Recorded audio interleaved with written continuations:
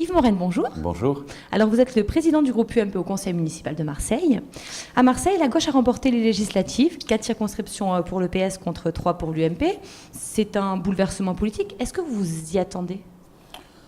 À partir du moment où nous connaissions malheureusement l'échec à l'élection présidentielle, immanquablement, les législatives allaient être difficiles pour nous. On va parler des municipales, de l'avenir. En matière de timing, quand est-ce que vous allez clarifier votre position, choisir votre candidat ? Je crois qu'il n'y a pas d'urgence. C'est au maire sortant, Jean-Claude Gaudin, de choisir prioritairement ce qu'il veut faire. Voilà, pour vous c'est ça, c'est à lui de désigner son dauphin en quelque sorte ? Non. Dans la vie politique, on ne désigne pas les dauphins et en général les dauphins se font manger par les requins.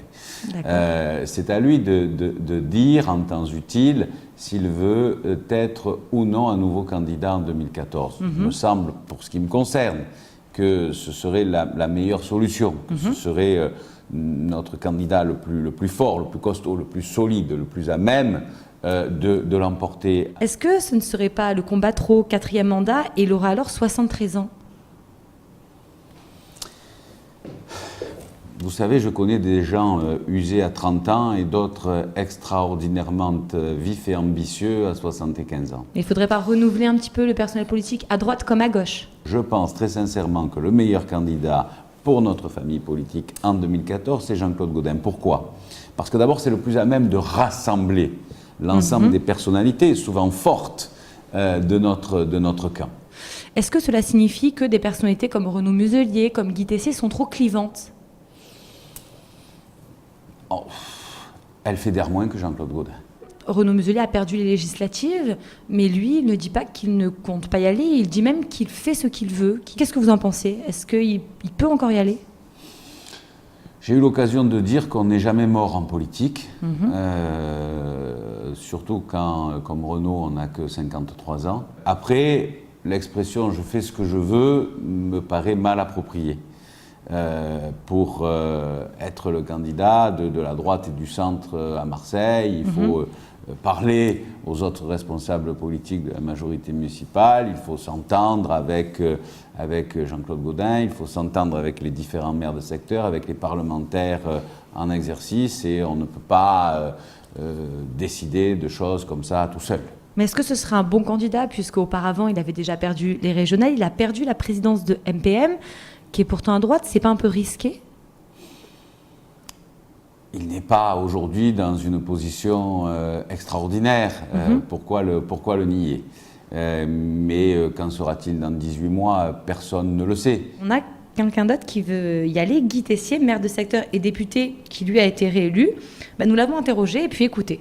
Être maire de Marseille, ça doit faire envie à plus d'un, et je suis de ceux-là. On peut avoir, vous savez, quelqu'un de sa famille, il est de la famille, mais c'est pas pour autant que de temps en temps on lui donne pas un petit coup de couteau dans le dos. Bon, moi j'en ai pris beaucoup de coups de couteau dans le dos, mais qu'est-ce que vous voulez que je vous dise ? De toute façon, la vie politique est ainsi faite. Est-ce que Guy Tessier ne serait pas un bon candidat ? D'abord, je ne crois pas que Guy Tessier ait pris des couteaux dans le dos. Qu'il envisage d'être candidat si Jean-Claude Gaudin ne l'est pas, c'est pas illégitime. Voilà, je ne peux pas dire autre chose. Il me semble que si Jean-Claude Gaudin est candidat, il n'y a pas de discussion tellement. S'il n'est pas candidat, le jeu est ouvert. Il est ouvert pour Guy Tessier. Je comprends parfaitement qu'il l'envisage. Et il est ouvert pour d'autres personnalités, comme Roland Blum par exemple, ou peut-être par des gens de la nouvelle génération. Est-ce qu'il ne serait pas temps d'avoir une autre vision pour Marseille, axée plus sur l'emploi, parce qu'on a toujours 13% de chômage à Marseille, et des fois dans certains secteurs, on a 30% de chômage. Donc le bilan est douloureux. Non, mais si vous trouvez quelqu'un qui d'un coup de baguette magique supprime le chômage à Marseille, il faut l'élire maire. Les choix de Gaudin ont été portés sur le tourisme. Oui. On a refait le vélo. Vous voulez faire quoi ? Des aciéries, recréer les huileries, les savonneries du 19e siècle ? Non, là vous caricaturez. Oui, je vous dis juste simplement, c'est vous qui caricaturez. Le Vélodrome a coûté 267 millions, donc je pars de cet exemple.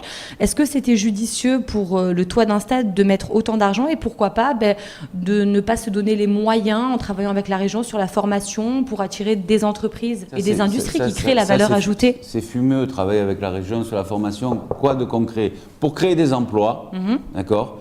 Il faut créer de l'activité. Aujourd'hui, nous avons une véritable industrie touristique. C'est pas pour se faire plaisir, encore que c'est pas mal de se dire que les gens ont envie de venir visiter notre ville, mais c'est parce que ça permet de créer des richesses. Ensuite, la formation, c'est justement le rôle de la région, qu'elle le fasse. L'éducation nationale, c'est le rôle de l'État qu'il le fasse. Vous n'allez pas convaincre vos électeurs en disant c'est pas nous, ce sont les autres. Non. Il faut agir justement sur ce problème d'emploi. Comment ça se fait qu'on a des... montrant que ce que nous avons fait, nous l'avons plutôt pas mal fait.